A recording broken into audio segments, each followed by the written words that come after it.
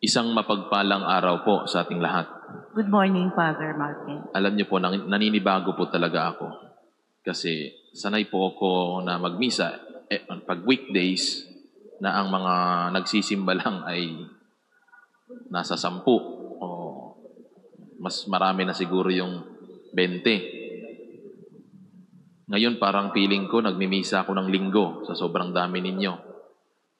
Kasi doon sa mission ko dati sa Italy, nako, talagang wala po talagang nagsisimba. Parang ako na lang ang magsisimba. Kaya nung nauwi ako dito, tuwang-tuwa talaga ako. Lalo na ngayon dito. Ang dami ninyo, makakalula. Ganun pa man, isang mapagpalang araw sa inyo. Mga kapatid, nais ko pong ibahagi ang isang maikling pagninilay-nilay sa ating ebanghelyo. Kung napansin po ninyo, ang ating ebanghelyo ngayon ay para bagang talagang karugtong po nung kahapon. Narinig natin ang mga akusasyon ni Jesus. Si Jesus, pag nag-akusa, talagang totoo. Ito yung mga akusasyon ni Jesus na nagdulot sa kanya kung bakit siya naipako sa krus. Kasi sino ba yung kanyang tinutuligsa? Ang mga Pariseo at mga Eskriba na silang mga pinuno. Pinuno sapagkat sila yung may boses that time, ng panahon ni Jesus. Kaya talagang walang sinisino si Jesus. Pagka ang kinukutya na ay ang dignidad ng tao at ang kanyang ama. Mga kapatid, narinig natin dito kahapon, isang akusasyon, ngayon, 3. Baliwalo ito. Ngayon, ito naman 3 akusasyon. Sa aba ninyo, mga Pariseo at Eskriba, no? Dahil inibigay nila yung ikapu o sinasabi nila sa mga tao na ibigay ninyong ikapu kahit doon sa mga maliliit na mga bagay, mga herbs, yung gulayin. Masyado silang metikuloso sa mga ganito, yung pagbibigay ng ikapu, pagbibigay ng kontribusyon. Samantalang kinaliligtaan nila yung pinaka mga mahalagang aral sa kasulatan. Ano-ano ang mga ito? Katarungan, pagkahabag, at katapatan. Mga basic moral values na dapat nating taglayin, bawat isa sa atin. Ngunit, tulad ng mga Pariseo at Eskriba, no, nababaling ang ating atensyon sa mga maliliit na bagay. Mga bagay na hindi naman nakakatulong sa paglago ng ating pananampalataya. Ano-ano ang mga ito? Mga alalahanin. Mga alalahanin na wala namang patutunguhan. Wala bang pasok ngayon? Wala nga. Kinancel. Salamat sa Diyos. Pero tataka ko, ba't wala mga servers? Kahapon ang dami. Mga alalahanin sa buhay na kapag ka naipon, napuno, nagiging problema. Nagiging mabigat na suliranin. Kasi nakatuon tayo sa mga alalahanin. Nakatuon tayo sa problema, hindi sa paglutas ng mga ito.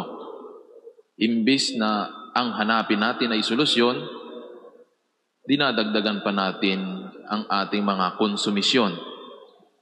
No? Minsan tayo ang nagdadagdag, minsan ibang tao. Kaya hindi rin natin maiwasan din talaga na yung mga konsumisyon natin ang nagbibigay yung mga kasama natin sa bahay. Yung mga anak, asawa, mag-anak, mga biyanan. No? Karamihan, sila pa nagbibigay ng konsumisyon sa atin. Imbis na pahinga ako ngayon, ginising ako ni mama para magsimba. Imbis na natutulog ako ngayon, ginising ako para dalhin yung mga santo. Kasi mahirap daw bitbitin, no? Konsumisyon o yung mga maliliit na bagay na pinagtutuunan natin ng pansin, imbis yung mga bagay na dapat nating bigyang pansin, lalo na sa pagpapaunlad ng ating pananampalataya at nang mas paigting pa natin yung ating pagtalima sa katarungan at pagkahabag sa bawat isa sa atin. Meron pang isang akusasyon dito na sinasabi ni Jesus. Sinasala ninyo ang niknik sa inyong inumin, ngunit nilulunok ninyo ang kamelyo. Para bagang nagjo-joke dito si Jesus. Para bagang nagbibiro siya, binibiro niya. Sense of humor, kumbaga. No? Sino namang tao ang lulunok ng kamelyo? Aba, ang laki-laki nun. Tapos, sinasala yung mga niknik. Alam niyo yung mga niknik? Yung mga maliliit na insekto, mga germs, yung ganyan. Sinasala nila, tapos yung kamelyo, nilulunok. Yung kamelyo, punong-puno rin ng ano yon, ng mga germs kung hindi lilinisan. Pero anong ibig sabihin dito ni Jesus? Kung ito pong pagsasala ng niknik at paglunok ng kamelyo, kung mayroon po tayong panahon, kung babasahin po natin yung Leviticus, ito yung Leviticus po ay isang kasulatan na kung saan doon natin matatagpuan yung mga bawal, yung mga rules, yung mga dapat gawin, ganun.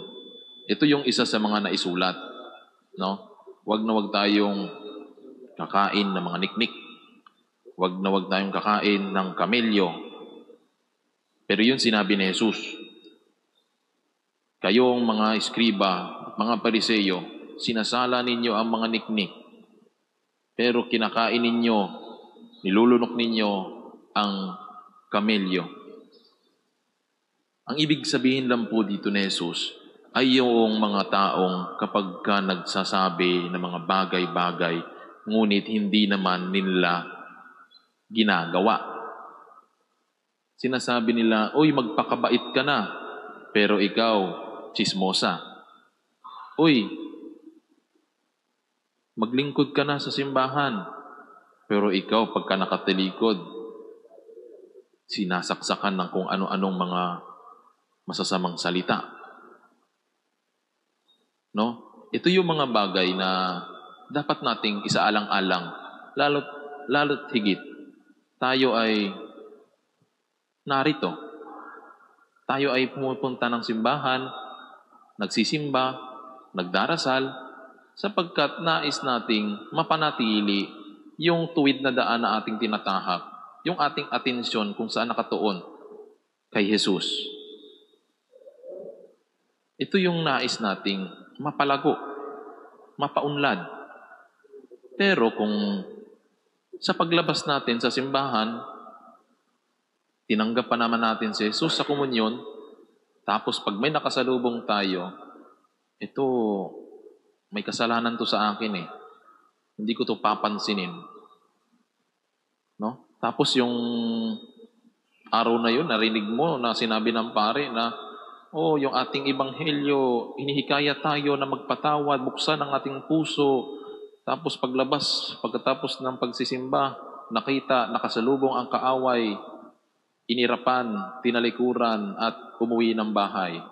Hindi man lang naging bukas sa pagpapatawad. No?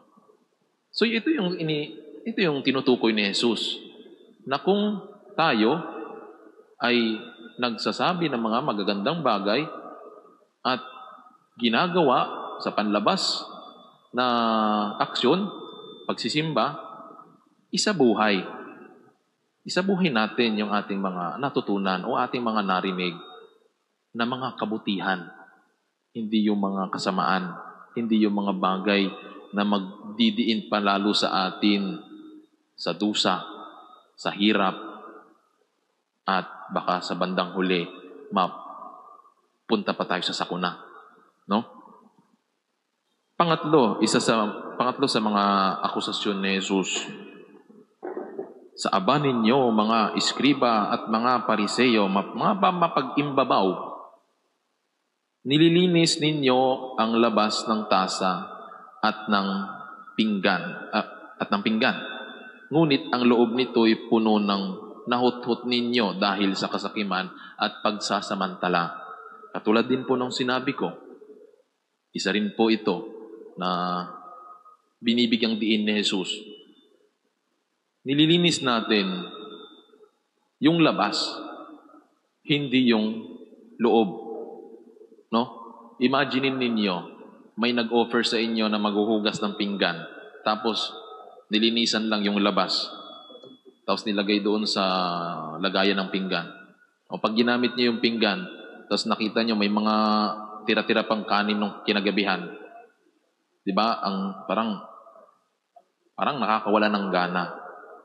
Ganon din siguro, imagine din natin yung ating Panginoon na ang ganda-ganda nating tignan, pag may makeup pa tayo, nilalagyan natin ng foundation ng ating mga skin, yung mga mukha natin para matago yung mga kulubot, no? Kasi nais nating takpan, nais nating itago ang katotohanan. Hindi natin kayang yakapin, tanggapin na ito na yung kasalukuyan na ating kinahaharap na buhay.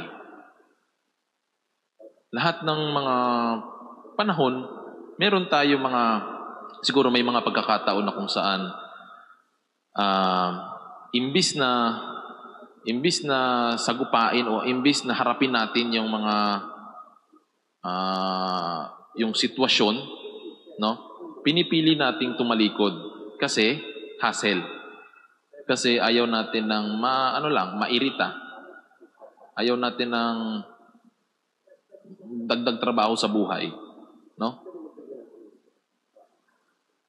Example, ako po. Sinabi dito ni Jesus yung mga ganong tao mapag-imbabaw. Mapag-imbabaw po ako. Magko-confess na ako sa inyo. Mapag-imbabaw po ako. Nung ako po ay nasa Italy, siyempre, bagong ordain na pare, dinala ko doon sa isang parokya. Akala ko, vice parish priest lang ako doon. Aba naman, naging trabaho ko rin pala mag-alaga ng matanda. Pwede ko bang sabihin dito yun? Basta yung pag-aalaga ng matanda, no? Na co-brothers namin na paring matanda na, no? Wala naman sa akin, no? Na, sige, alagaan kita kasi, bagong pari pa ako. Pero parang isang taon na ako nag-aalaga, tapos hindi ako makapag-focus sa pag-aaral ko, sa pagiging parish priest ko, sa mga aktibidad doon sa parokya.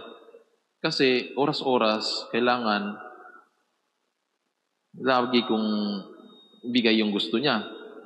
Pero siya, parang tawag nito, yung umabuso na, parang ang tingin niya na sa akin talaga, yung badante, yung tawag badante, yung ano ba tawag nito sa Tagalog? Yung social worker? Hindi. Yung caregiver. Caregiver. Ganun na ang turing niya sa akin. Una, ang tawag niya pa sa akin, padre. Ngayon, yung sunod,